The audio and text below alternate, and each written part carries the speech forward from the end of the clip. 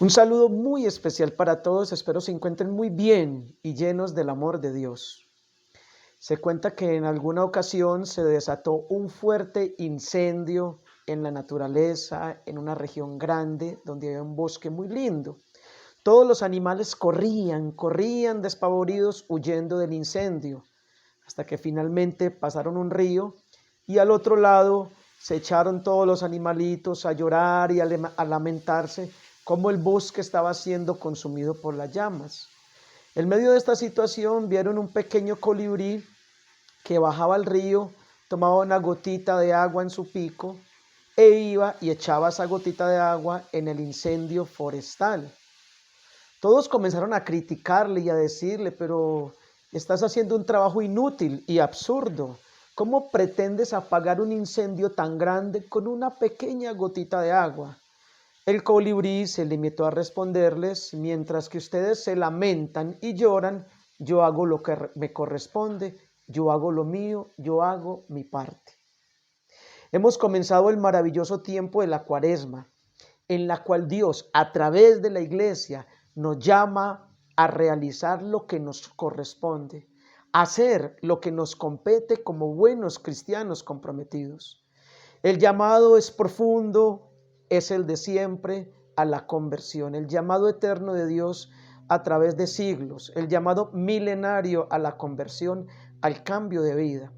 Pero Dios nos llama y no solamente nos llama, sino que nos enseña cómo lograr corresponder a esa llamada.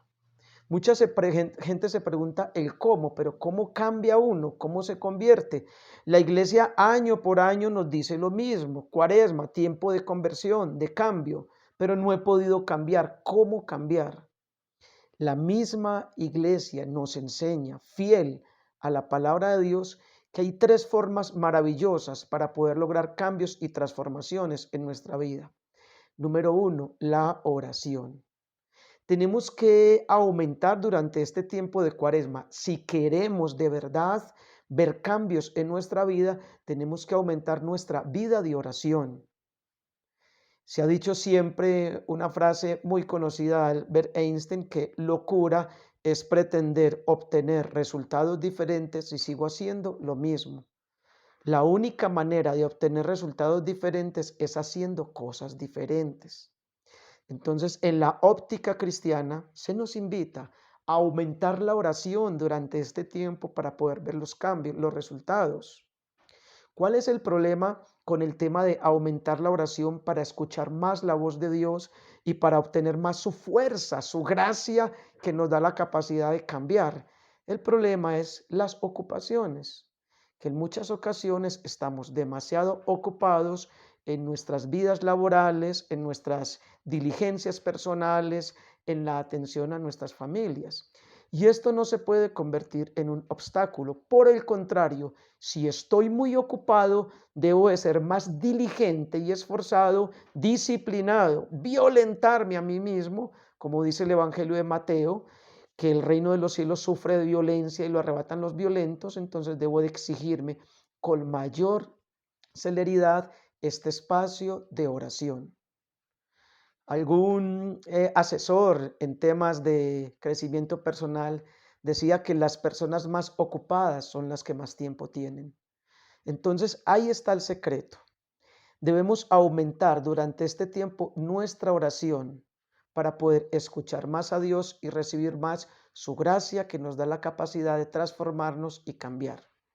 La Madre Teresa de Calcuta nos enseñó de forma portentosa cómo entre mayor trabajo, mayor oración. La famosa anécdota de que cuando comenzó con su apostolado se empezó a aumentar el número de enfermos por atender, ella le exigía a sus religiosas una horita de oración. Más que exigirle, les proponía una hora de intimidad con Dios, porque la oración no puede ser una imposición, tiene que ser un acto libre de amor desde la voluntad. Entonces, por común acuerdo llegaron a un consenso de una hora de oración, pero se aumentó el trabajo, el número de enfermos que fueron llegando, entonces acordaron más bien 2 horas de oración y se siguió aumentando el trabajo, el número de actividades externas a realizar, entonces se propusieron 3 horas de oración, finalmente llegaron a 4 horas de oración. En el combate espiritual de la vida cristiana, tú y yo debemos imitar lo mismo, aumentar nuestro nivel de oración, de comunicación con Dios para lograr cambios y transformaciones. Tengo por compartirles que en mi experiencia a veces veo que me voy ocupando mucho, que me voy llenando de muchas cosas y digo, Señor, tengo que aumentar mi oración porque tengo mucho trabajo. Y les confieso a manera de testimonio que cuando aumento mi oración, porque veo que se me aumenta el trabajo, créanme que Dios me da más inteligencia, practicidad, capacidad de solucionar situaciones, porque escucho su voz, Él me orienta y me muestra el camino más indicado y más práctico para hacer las cosas. Y también por experiencia les comparto que cuando se me ha aumentado el trabajo y he disminuido la oración, he terminado cansado, estresado, agobiado y sin poder cumplir con las expectativas que tenía. Entonces, lo primero en esta cuaresma, aumentar la oración, pelear contra todo y contra todos, pero no me puedo quedar sin tener todos los días encuentros profundos con Dios, luchar, luchar y luchar contra esta situación que es verdaderamente difícil. Segundo, se nos habla también en este tiempo del ayuno. Y el ayuno es algo muy poderoso que ayuda mucho en nuestra vida cristiana, pero tendríamos que entender bien el tema del ayuno. El ayuno no debe ser entendido únicamente como abstinencia de alimentos. Si quieres practicar la abstinencia de alimentos, no es malo. Si te quieres privar de algunos alimentos, comidas que te placen y ofrecérselo a Dios como sacrificio agradable, no es malo, es bueno, es valioso. Ahora bien, debe hacerse con los requerimientos y los cuidados adecuados. La iglesia habla de que el ayuno como abstinencia de alimentos lo deben practicar personas mayores de 18 años y menores de 60. Ahora bien, si hay problemas a nivel digestivo, también sería muy importante la asesoría médica de un gastroenterólogo en este sentido. Bien, quiero hablar del ayuno conforme a lo que enseña la Biblia.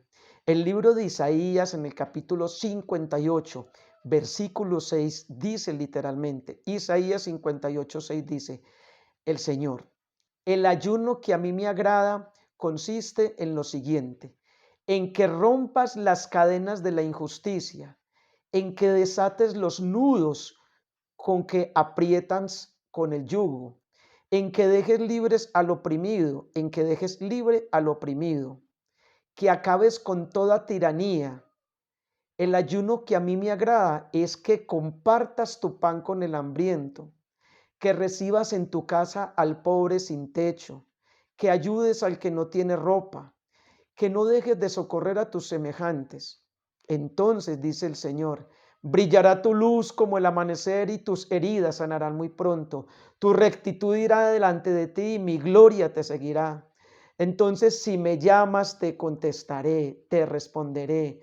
Si me gritas pidiendo ayuda, yo te diré, aquí estoy.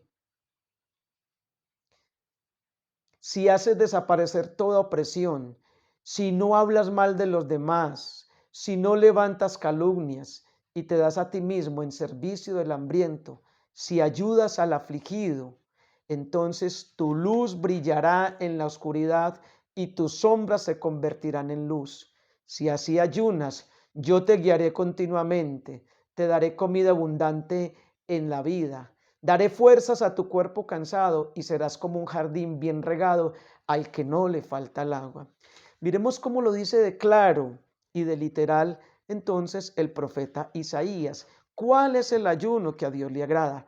Repito, si quieres practicar el ayuno como abstinencia de alimento, recuerda tener en cuenta las instrucciones que te di al inicio. Pero hablemos de este ayuno que le agrada a Dios desde la perspectiva bíblica que me parece muy importante. ¿Cuál es el ayuno que a Dios le agrada? En que no cometamos injusticias con nadie, que rompamos las cadenas de injusticia. Entonces tendríamos que revisar, Señor, o preguntarle a Dios en oración, muéstrame en qué estoy siendo injusto con los demás, o contigo, o conmigo mismo. El ayuno que a Dios le agrada consiste en desatar los yugos que aprietan, es decir, en que dejemos libres al oprimido, es decir, que no oprimamos a nadie, que no le robemos la bendición, que no seamos tiranos, dice este texto hermosamente, en que no seas tirano con nadie, injusto, agresivo, misericordia. Sigue diciendo el texto, el ayuno que le agrada al Señor es que compartas tu pan con el hambriento, que ayudes al que no tiene techo, al que no tiene ropa. Miren, es que seamos generosos, es que no solamente pensemos en nuestras necesidades, en nuestros requerimientos diarios, sino que también pensemos en el que no tiene techo. Y alguien podrá pensar, pero es que si yo me traigo a alguien para mi casa a vivir, sería una situación muy difícil porque uno no sabe en qué problema se puede meter. Sí, es verdad. Pero el texto bíblico nos está diciendo entonces que ayudemos al que no tiene techo. Quizás no podemos traer a muchas personas que viven como habitantes de calle a vivir a nuestros hogares, pero sí podemos ayudarles de otra manera para que ellos puedan tener un día donde pasar una noche digna, varios días, qué sé yo. O si en el discernimiento puedo acoger a alguien en mi hogar, pues también Dios nos mostrará en que compartas tu pan con el hambriento, no solamente estar pensando en mi desayuno, mi almuerzo, mi comida, los demás alimentos que consumo en intervalos entre las comidas principales, sino también pensar que hay personas que no pueden desayunar, no pueden almorzar, no tienen una alimentación balanceada. Dice el Señor entonces que si así lo hacemos, su luz brillará sobre nosotros, nuestras heridas, oigan, las heridas del alma, las heridas emocionales sanarán, la rectitud de Dios irá delante de nosotros, su gloria nos acompañará, si lo llamaremos nos responderá. Pero la condición es esa, que hagamos desaparecer toda opresión, que no insultemos ni tratemos mal a nadie, que no hablemos mal de los demás, que estemos en servicio del que está afligido y desconsolado. Y así entonces la luz de Dios brillará en nuestra oscuridad, se irá el pecado y las tinieblas que tengamos. Y dice el Señor, yo te guiaré continuamente, te daré comida abundante, daré fuerzas a tu cuerpo. A veces nos vamos cansando y agotando en medio de todo lo que hacemos. Acá la promesa es que dará fuerza a nuestro cuerpo cansado y seremos como un jardín bien regado al que no le falta el agua. Hermosa forma de vivir el ayuno. Finalmente, entonces, la otra herramienta es el sacrificio. El sacrificio, en sentido cristiano, es el esfuerzo extra que realizamos para alcanzar un beneficio mayor. Repito, ¿qué es el sacrificio? Es el esfuerzo extra que realizamos los cristianos para alcanzar un beneficio mayor, venciendo los propios gustos, los intereses personales y la comodidad. El sacrificio que nos regala nos da un carácter más fuerte, nos ayuda a ser personas más comprometidas, perseverantes, optimistas, nos da capacidad de superación y de servicio. Ahora bien, el sacrificio no se tiene que ver como una fuente de sufrimiento o de castigo. Por el contrario, el sacrificio es una fuente de crecimiento personal. El espíritu de sacrificio entonces nos exige luchar contra el egoísmo, la pereza y la comodidad. Tres situaciones muy tremendas: egoísmo, pereza y comodidad.